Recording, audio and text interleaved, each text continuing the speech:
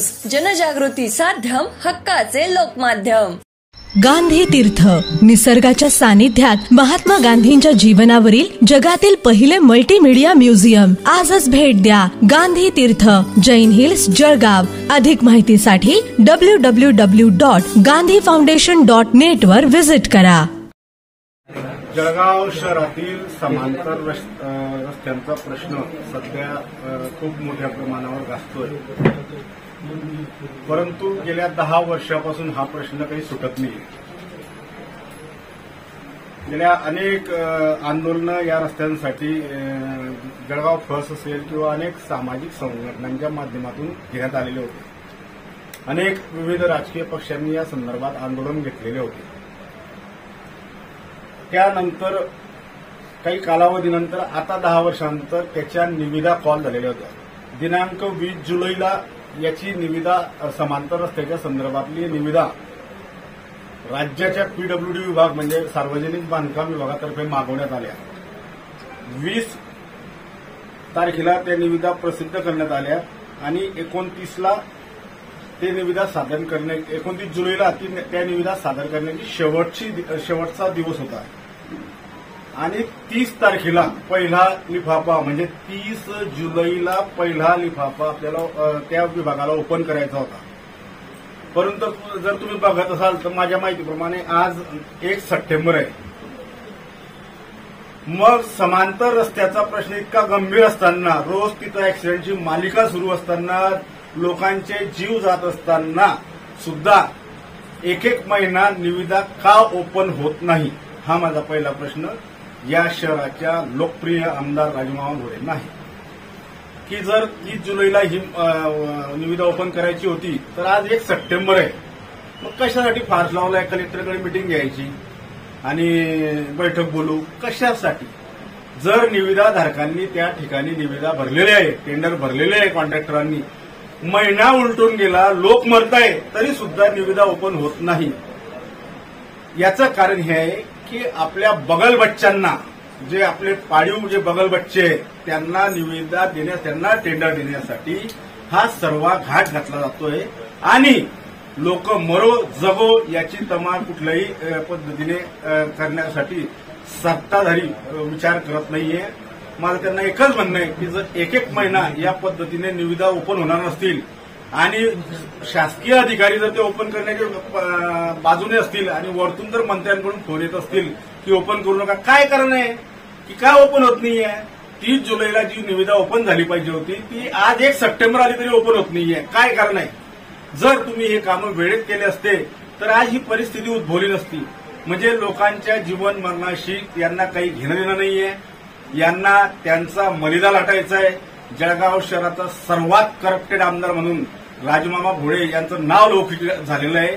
म्हणजे सुरेश दादाच्या नावाला अक्षरशः काळीमा या माणसाने पुसलेली आहे। याला लोकांच्या या माणसाला लोकांच्या जीवन मरणाशी घेणं देणं नाही। माझा प्रश्न आहे हा की त्यांनी 1 महिना निविदा का ओपन करू दिला नाही?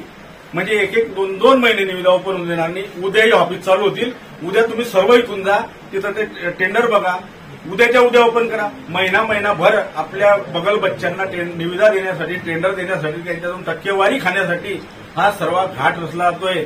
म्हणून अतिशय जिव्हाळ्याचा प्रश्न असलेला समांतर रस्ता हा मार्गी लागावा हीच आमची मागणी असते आणि यामध्ये कुठलंही राजकारण नाही। मी जे सांगतोय हे ऑन रेकॉर्ड आहे की निविदा कधी बोलवल्या, निविदा ओपन करण्याची तारीख काय होती, हे सर्व पेपरवर आहे, हे सर्व लिगल आहे, त्यात कुठलेही आरोप नाही। माझं एकच म्हणणं आहे, मग महिनाभर काय केलं नाही?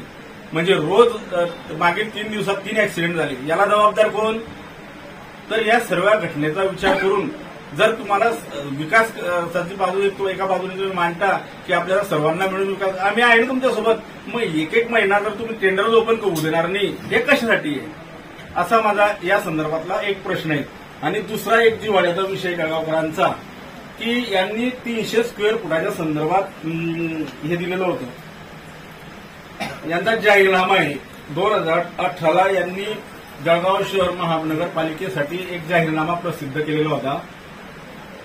त्या जाहीरनाम्यामध्ये त्यांनी सांगितलेलं होतं सूट मालमत्ता करात हा भारतीय जनता पार्टीचा तत्कालीन जाहीरनामा आहे 2008।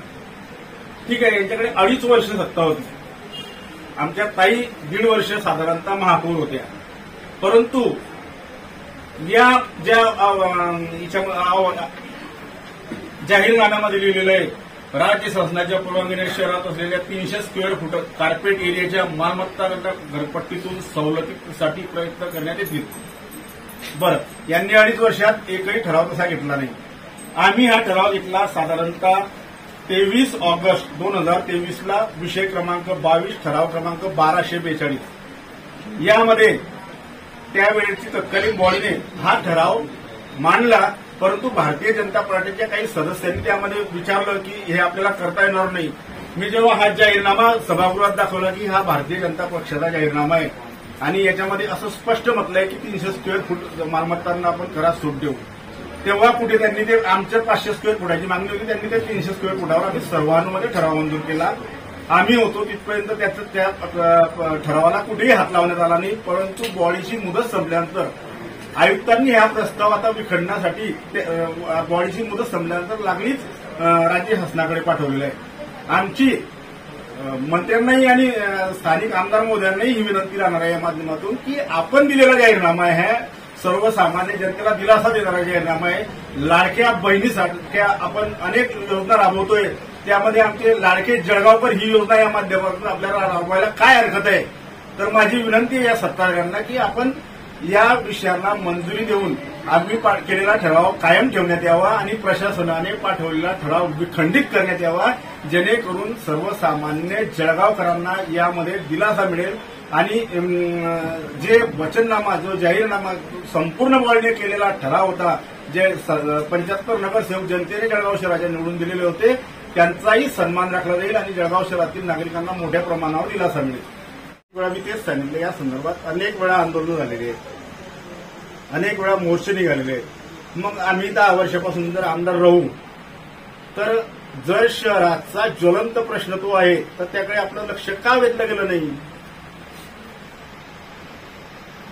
विरोधक म्हणून तुम्ही पण आता बोलताय, आधी जेव्हा अपघात झाल्यानंतर नाही, आमच्यातर्फे बंटी जोशींनी, आमचे जे गटनेते होते शिवसेनेचे बंटी जोशी यांनी वारंवार आंदोलनं या संदर्भात केलेली आहे आणि आपल्या स्थानिक वर्तमानपत्र असतील किंवा प्रसार माध्यमे असतील यांच्या माध्यमातून सुद्धा ती दाखवण्यात आलेली आहे. त्यांनी या संदर्भात खूप काही प्रयत्न, मोर्चे, आंदोलनं केलेली आहेत. कसं आहे, 38 कोटीचे काम जे आहे ते 100 कोटीच्या निधीमध्ये आणि ज्या ज्या ठिकाणी असे हे झालेले असतील त्या ठिकाणी डिफेक्ट लायबिलिटी म्हणून 3 वर्षाचा कार्यकाळ आहे. त्यामध्ये त्या कॉन्ट्रॅक्टरांकडून आमचं हेच म्हणणं आहे, जर कुठे असे काही घटना घडलेल्या असतील शहरामध्ये तर कमीत कमी आता बॉडी नाहीये, म्हणजे आमचे अधिकार 17 सप्टेंबर 2023लाच संपुष्टात आले. त्यानंतर राहिला विषय तर त्या संदर्भात प्रशासनाने त्यांच्याकडनं त्या कालावधी जो 3 वर्षाचा आहे त्यामध्ये हे कामं दुरुस्तीचे करून घेतली पाहिजे, जेणेकरून नागरिकांना यापासून त्रास होणार नाही. पण बहुती मक्तेदाराची जबाबदारी होती, ते जबाबदारी मक्तेदाराचीच आहे. ते बीएमसीचं असो का जळगाव महानगरपालिकेचं असो किंवा जिल्हा परिषदचं असो, 3 वर्ष त्या रस्त्याचा मेंटेनन्स करणे ही जबाबदारी आता शासनानेच ठरवून दिलेल्या नियमानुसार मक्तेदाराची आहे. तसं काही होत नाही ना भाऊ, विरोधी पक्ष नेते म्हणून तुम्ही जबाबदारी पार पाडली, पण शहरात तसं काही होत नाहीये. नाही, जिथपर्यंत पाऊस बंद होणार नाही, डांबरी रस्त्यांचा विषय असा आहे, तिथपर्यंत तुम्ही त्या दुरुस्ती करू शकत नाही.